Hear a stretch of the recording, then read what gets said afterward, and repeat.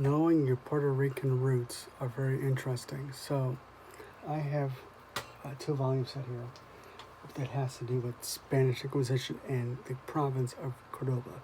It's Catalogo de Informaciones Genealogías de la Inquisición de Córdoba, convertidas en la Archivo Histórico de Nacional por José Martínez Barra.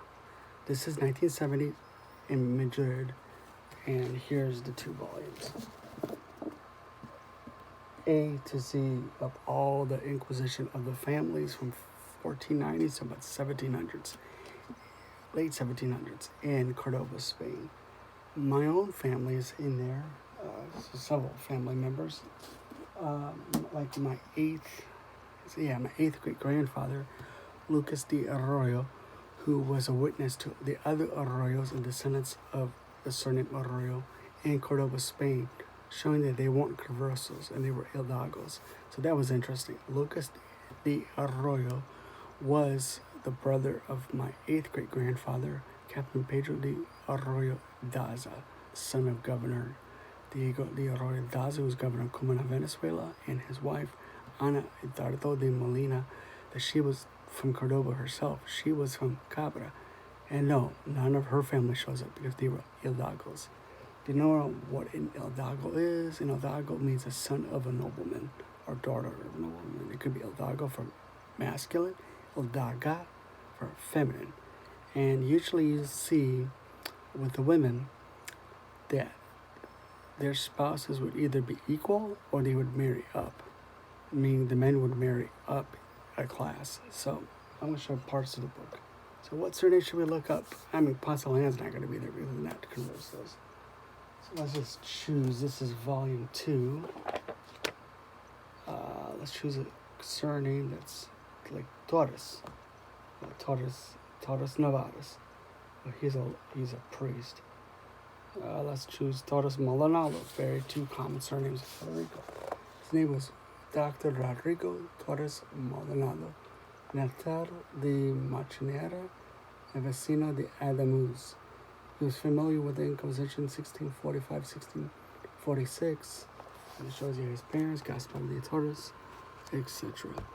I will have a link where you can buy these books. It cost me about $95, shipping and handling plus, so it was altogether $95 for 2 volumes. And they're pretty good in condition, to be honest with you. Before they used to smell musty, the smell gone away. It smelled probably like an old castle or old archive, and probably was in Madrid.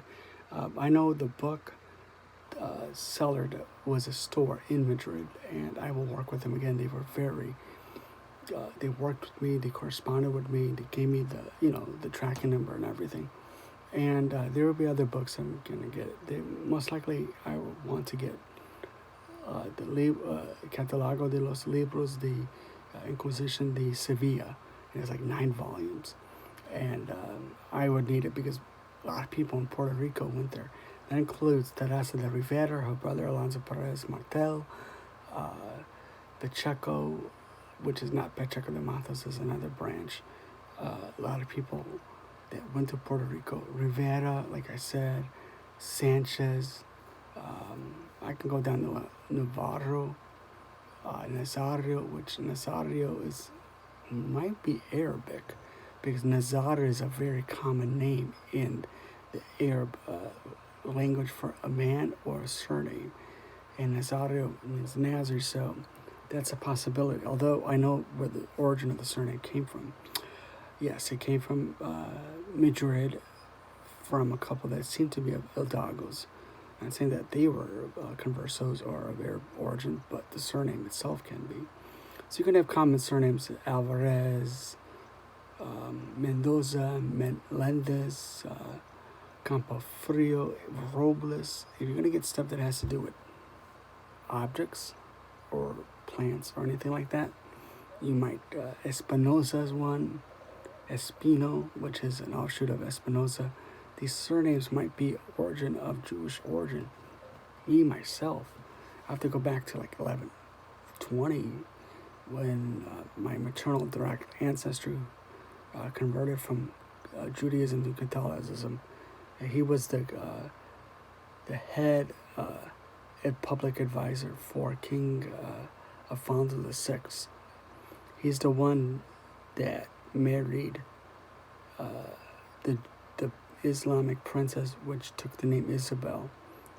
Their son was murdered in the Civil War, and their daughters would marry descendants of royalty nobility. And that's why they say that Queen Elizabeth is the descendant of Muhammad the Prophet. I do have another branch, and I try to find it. It's Hinosa, Higanosa, that is part Arabic. They converted to Catholicism during the Reconquista. And that line actually goes to Sevillian Arabic royalty, like, Reino de Granada. So I go back to the Arab sultans that controlled Andalus, and that's interesting to have that. And it shows up in my DNA, it says like 2%, so has that. And that's why it has North African on my side. And I'm half Puerto Rican, so it would be like 26% Portuguese, 23% Spanish, a little Italian, a little bit of Belgian and French and Dutch. For sure, I know I have that. And it's at 2% North African or Berber or Moroccan. And I also had 5% Native American and 1% Island Pacificer. And nothing Sub-Saharan African, nothing strangely, but that 1% Southeastern Asian is quite interesting. And so somebody must have went to Asia and went from there to Mexico, maybe even to the Philippines, I thought, or even, you never know, U.S. Marianas. So you can have stuff like that. So if you're interested, let me know. Please like and subscribe. Help me out to grow this channel. I do have a main channel, which is called Brandon the Archivist. It's a big channel. It has 11,300 subscribers. I'm monetized there. I'm going to be doing a membership over there. I'm going to set it up tomorrow. And if you're interested, you can subscribe to this channel as well as my main channel, which is Brandon the Archivist, and join for a couple dollars a month. And I'll take you behind the scenes of me editing, how to do it, and how to be successful on YouTube, generally speaking. That's what I want to do. I want to pass it forward. I've been so blessed to be gifted so many items and be able to give that to family members and people that mean a lot to me. Able to give it away means more joy than anything else, and also helping you grow on social media. And if you're bilingual, go for it. Trilingual, go for it. I am trilingual, but I tend to be very, how do I put it, shy speaking in front of the camera in Spanish or Portuguese. So I had to build myself up, plus pronunciation and speaking it correctly. And there's a lot more to it besides just opening your mouth. But like I said, if you're interested in history, I'm doing that. I'm also on Acamedia, which is Brandon the Archivist. I have published 12 articles on that, and I'm published part of a book that I did that many years ago with my late business partner, who had his doctorate degree in Latin American history, and I plan to do much more. The pandemic has slowed me down with business. I am a business partner in the salvage treasure business, and I translate the records, and we're supposed to be traveling, and COVID hit. And, what I was planning to do was be traveling to like Spain, Puerto Rico, parts of the Caribbean, the Philippines, maybe even Macau, China, to show the Spanish and Portuguese heritage, whether it's by blood or culture or race, within the Americas, or even here in the United States, like Florida, California. I can go on, and in Spain and Portugal, and even parts of Italy. So if you're interested in that, please subscribe here. If you have any questions about genealogy, let me know. Yes, I do it professionally, so if you want me to do your family history, I can do it.